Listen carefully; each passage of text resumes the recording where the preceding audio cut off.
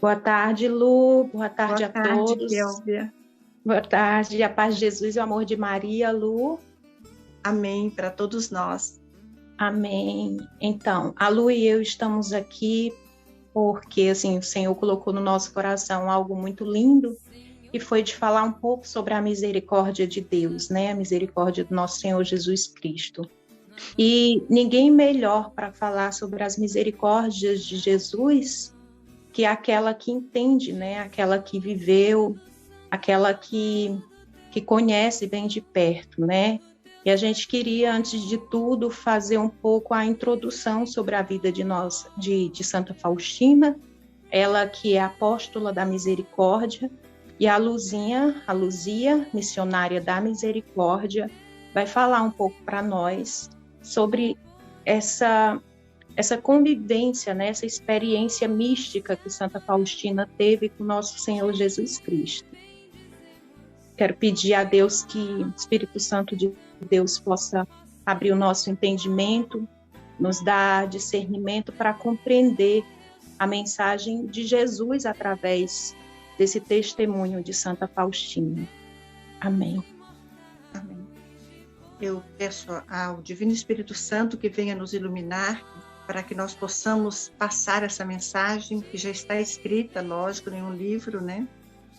É o livro de Santa Faustina, é o diário A Misericórdia Divina na Minha Alma. Então, eu peço que a misericórdia de Deus nos alcance e que eu possa, na leitura, fazer com que todos os meus irmãos que vão ouvir essa leitura, eles possam entender aquilo que eu vou falar. Que a misericórdia de Deus nos alcance pelas mãos de Nossa Senhora, Nossa Mãe Santíssima. Amém. A introdução. A irmã Maria Faustina Kowalska, conhecida em todo o mundo como apóstola da misericórdia de Deus, é considerada pelos teólogos como fazendo parte de um grupo de notáveis místicos da Igreja. Nasceu como terceira de 10 filhos numa pobre, mas piedosa família de aldeões em Klogovik. No batismo, na igreja paroquial de Svik Varki, recebeu o nome de Helena.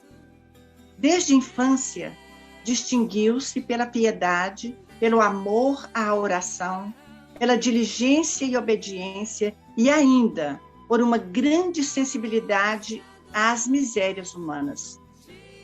Frequentando a escola, não chegou a acabar a 3ª série.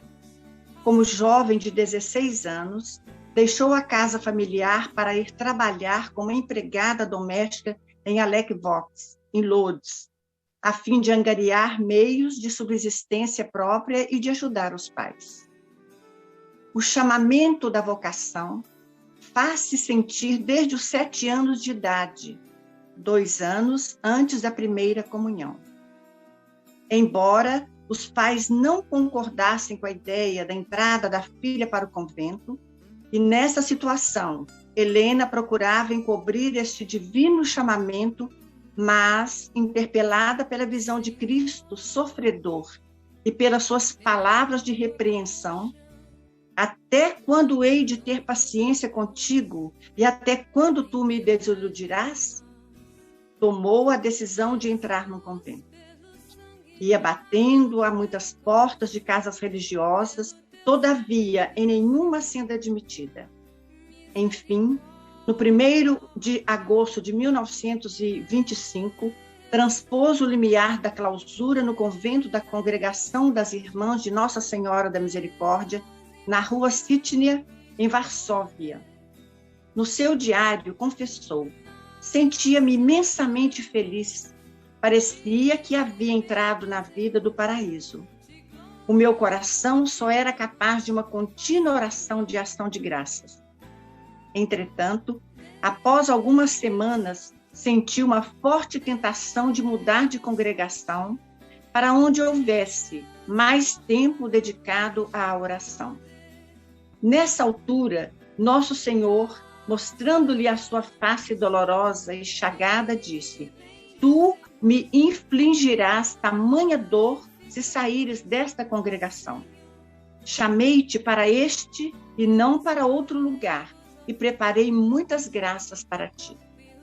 Na congregação, recebeu o nome de Irmã Maria Faustina. O noviciado realizou-se em Cracóvia, e foi lá que, diante do senhor bispo Stanislau Rospont, fez tantos os primeiros votos religiosos, como, passados 5 anos, os votos perpétuos, de castidade, de pobreza e de obediência. Trabalhava nas diversas casas da congregação, porém, esteve mais tempo em Cracóvia, Plock e Vilna, exercendo funções de cozinheira e até de porteira. No exterior, nada deixava transparecer a sua muito rica mística. Cumpria assiduamente as suas funções, guardando com zelo a regra religiosa.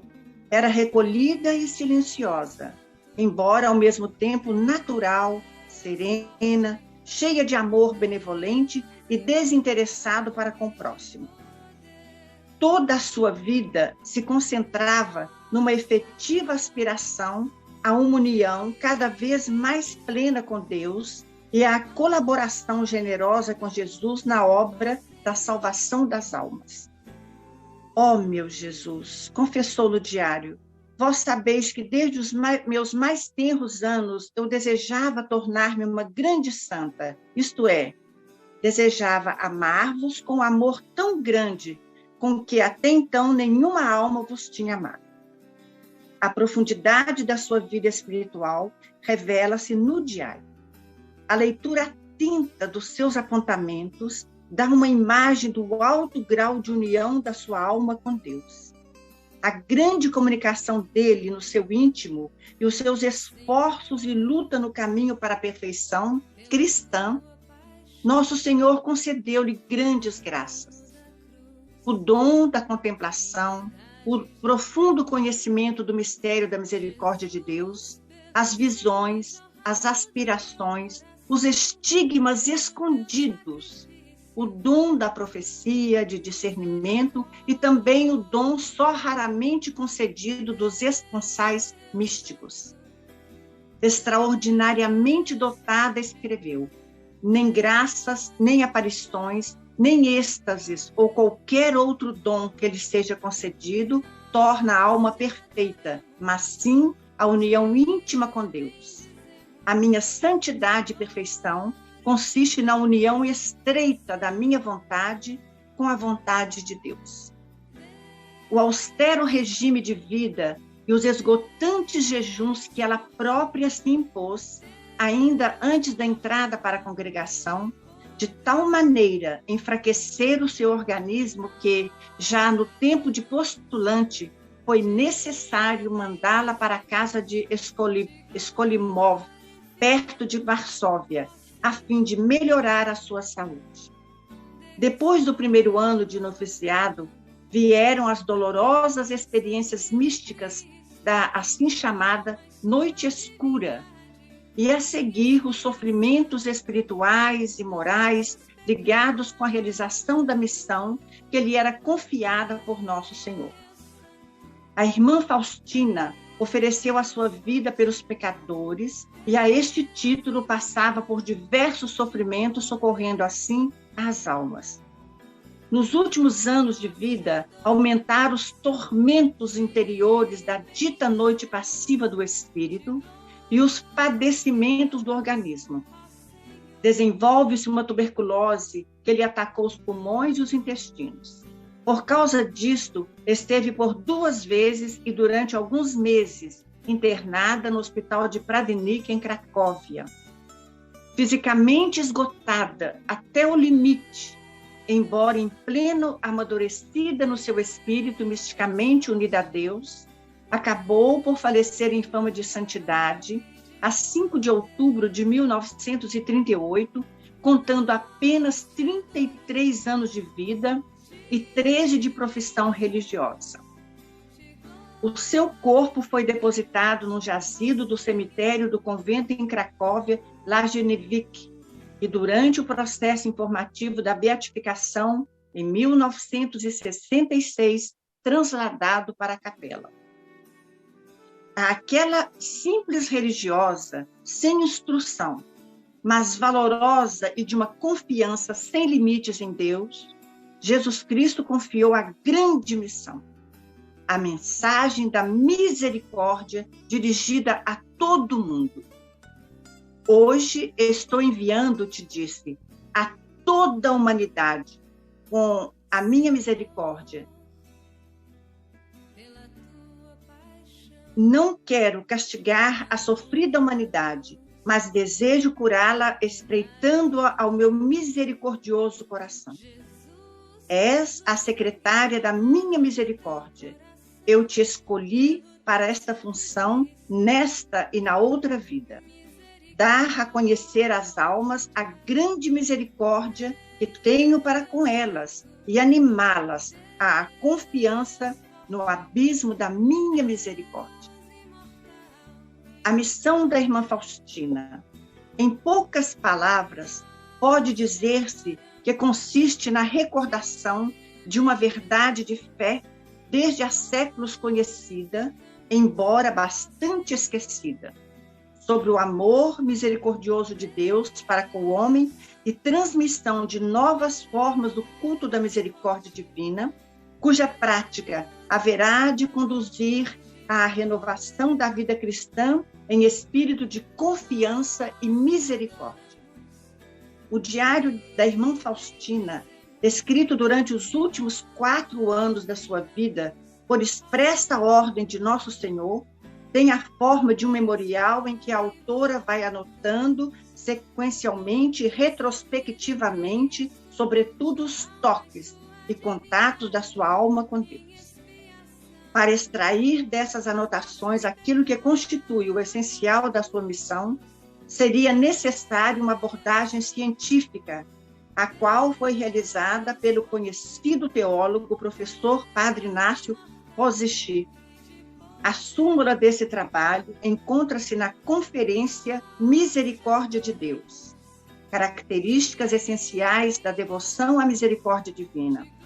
À luz desta investigação, todas as demais anteriores publicações sobre a devoção à misericórdia divina, referentes à irmã Faustina, apenas ficam contendo alguns elementos parcelares, por vezes detendo-se até em pormenores não centrais, como, por exemplo, a ladainha ou a novena.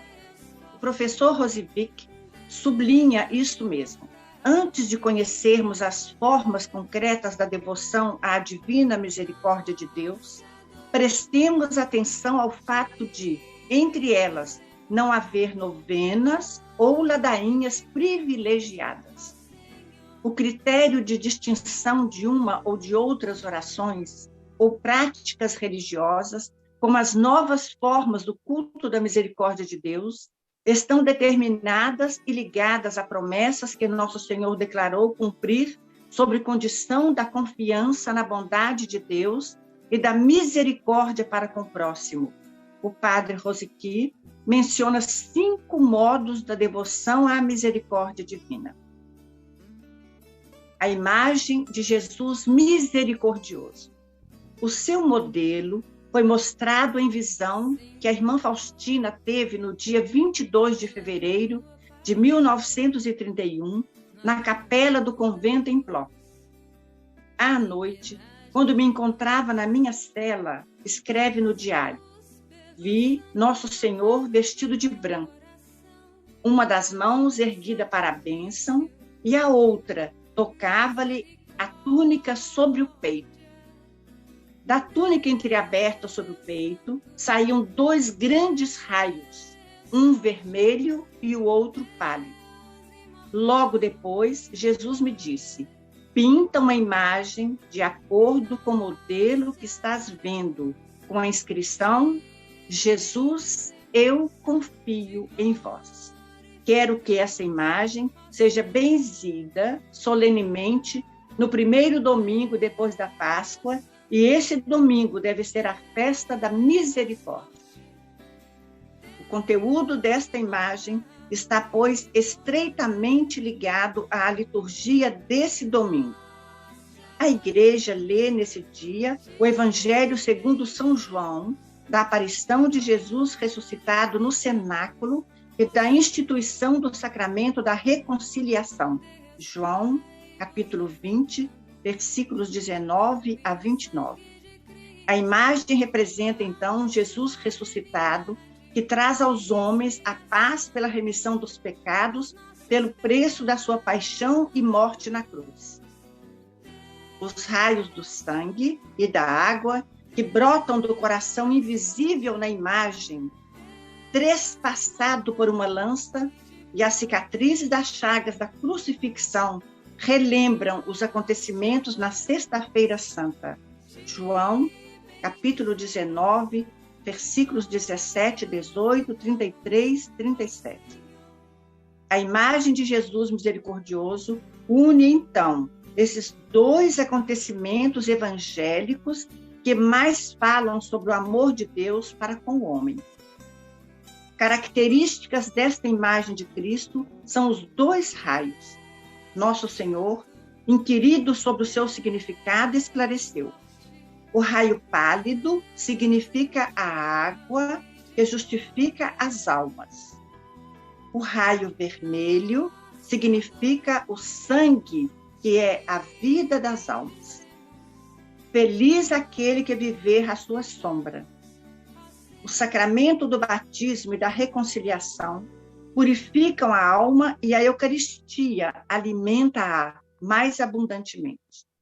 Os dois raios significam os sacramentos e todas as graças do Espírito Santo, cujo símbolo bíblico é a água e também a nova aliança de Deus com o homem feita no sangue de Jesus Cristo. A imagem de Jesus misericordioso é frequentemente designada como imagem da misericórdia divina, o que é justo, pois é no mistério pascal de Cristo que mais claramente se revelou o amor de Deus para com o homem.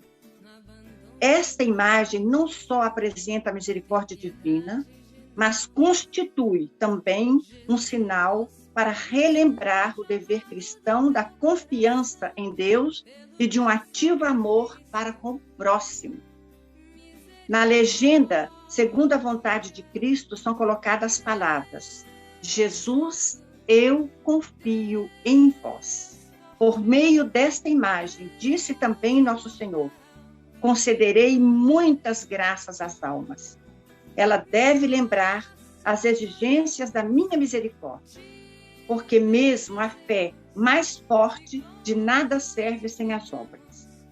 Há um culto da imagem de tal modo compreendido e que consiste na atitude cristã de confiança e misericórdia.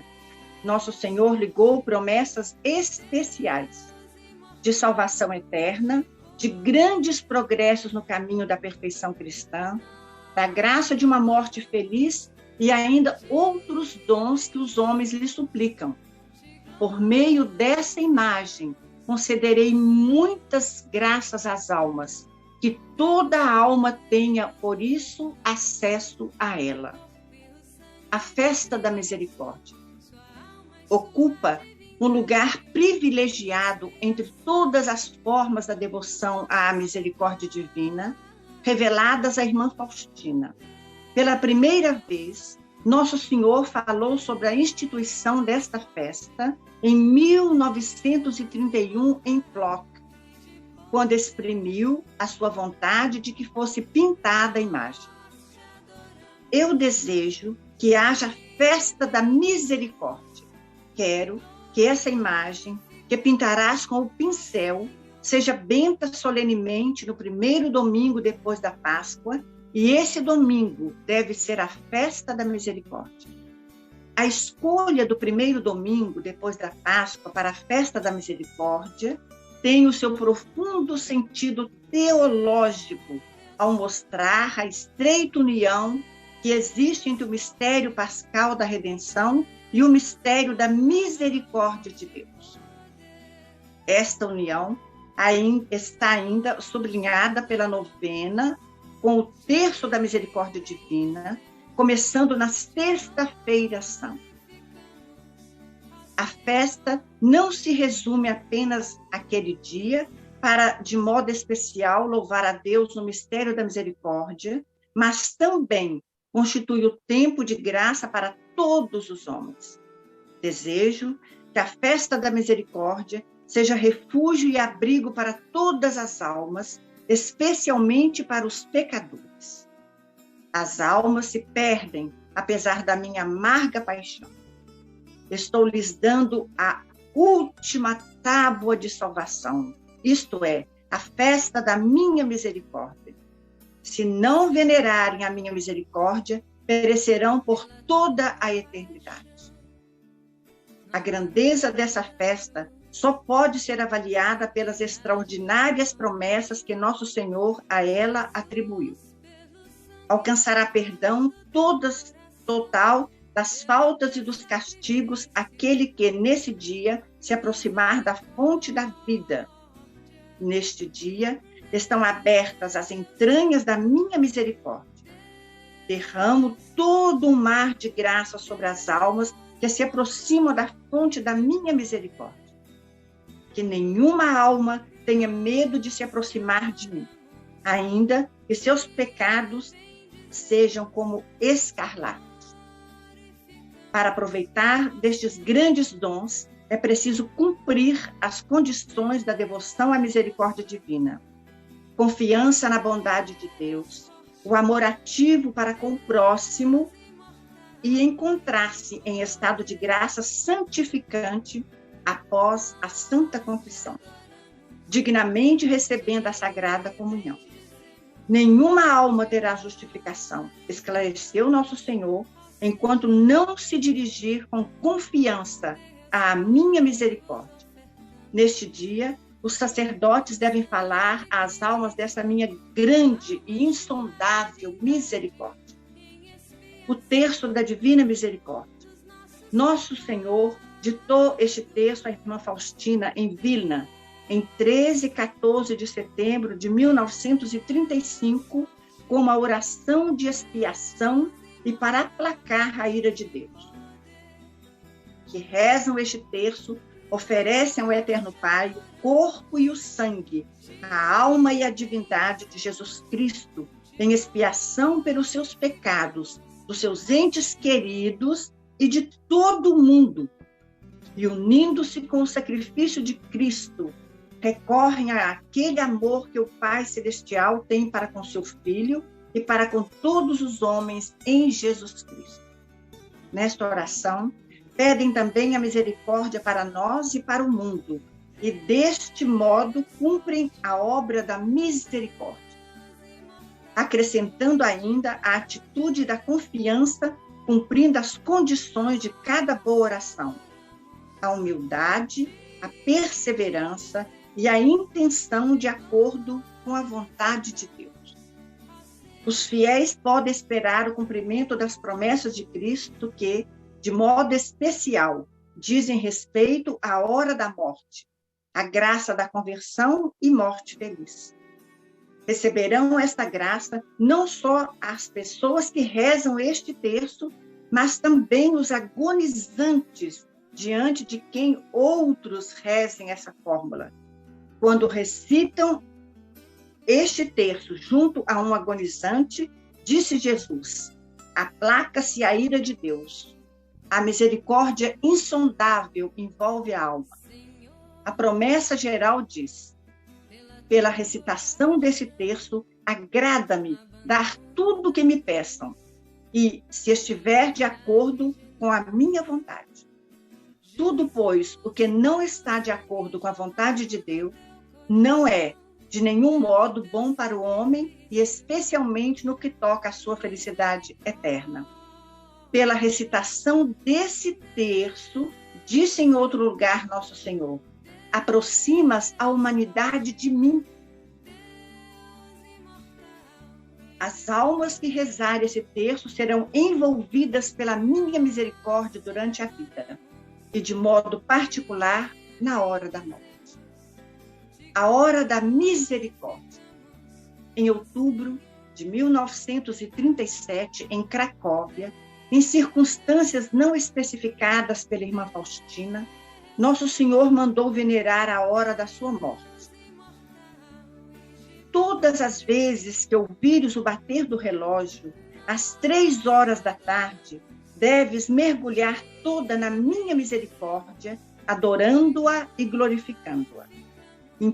Implora a onipotência dela em favor do mundo inteiro, e especialmente dos pobres pecadores, porque nesse momento a misericórdia foi largamente aberta para toda a alma.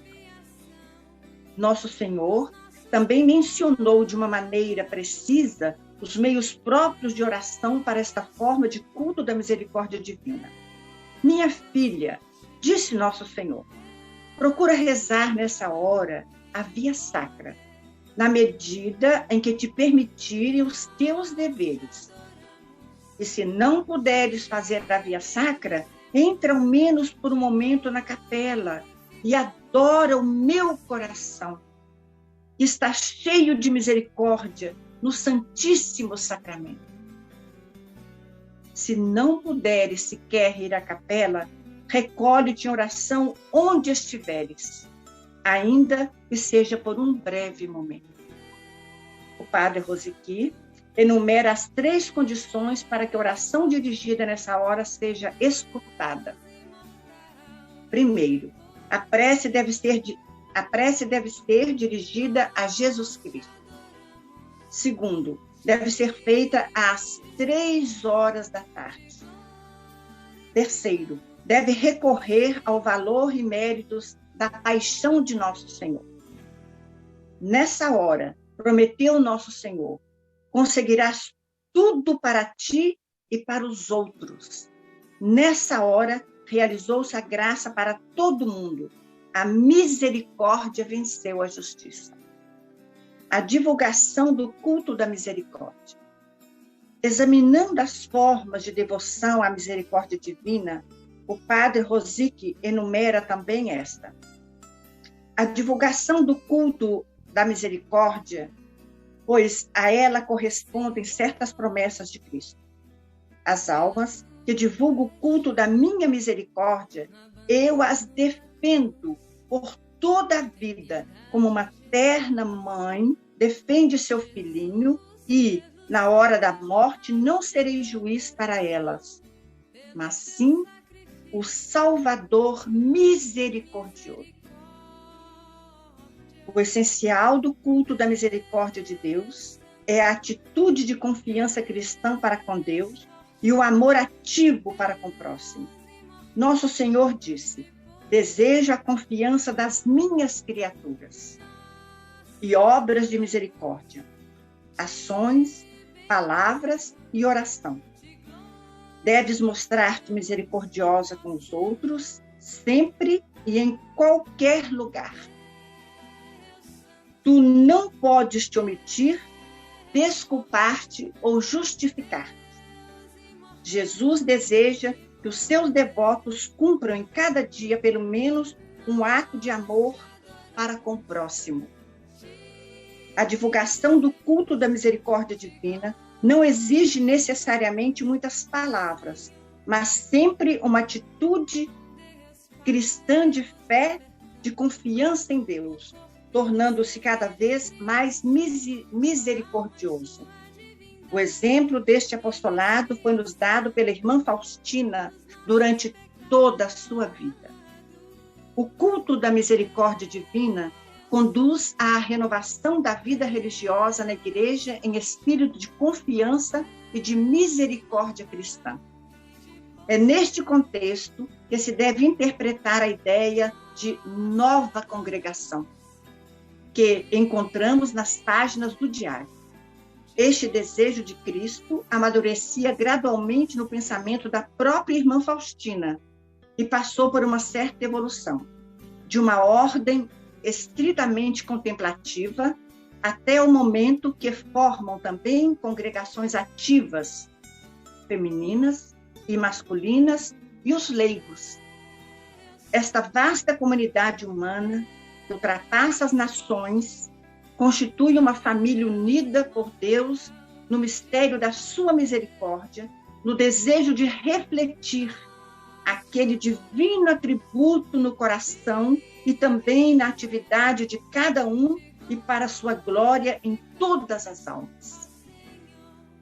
Há, assim, uma grande comunidade que, de diversas maneiras, dependendo do seu estado e da sua vocação sacerdotal, religiosa e laical, tem o ideal da confiança e da misericórdia, e com seu testemunho e palavra proclama inconcebível mistério da misericórdia de Deus, implorando-a para o mundo inteiro.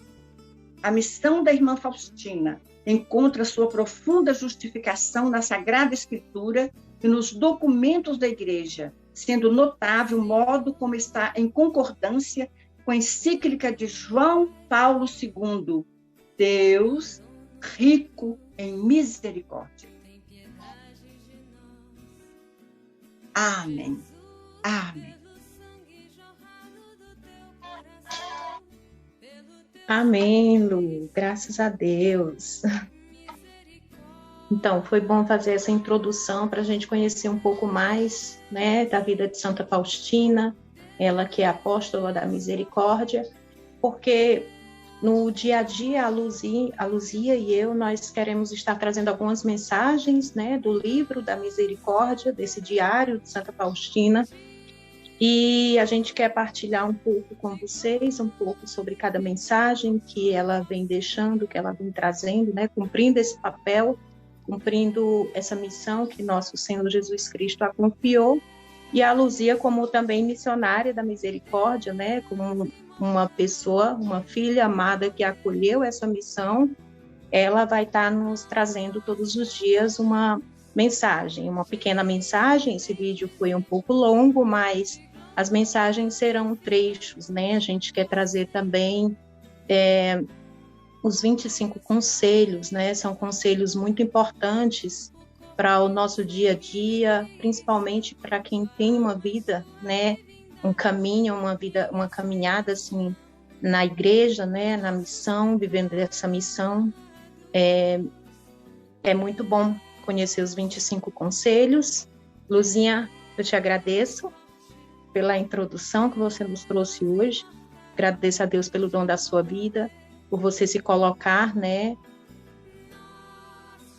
a cumprir essa missão que o Senhor te confiou. E até a próxima, então. Assim seja. Em nome de Jesus, na graça de Deus. Amém. Beijo. Tchau, Lu. Tchau, tchau.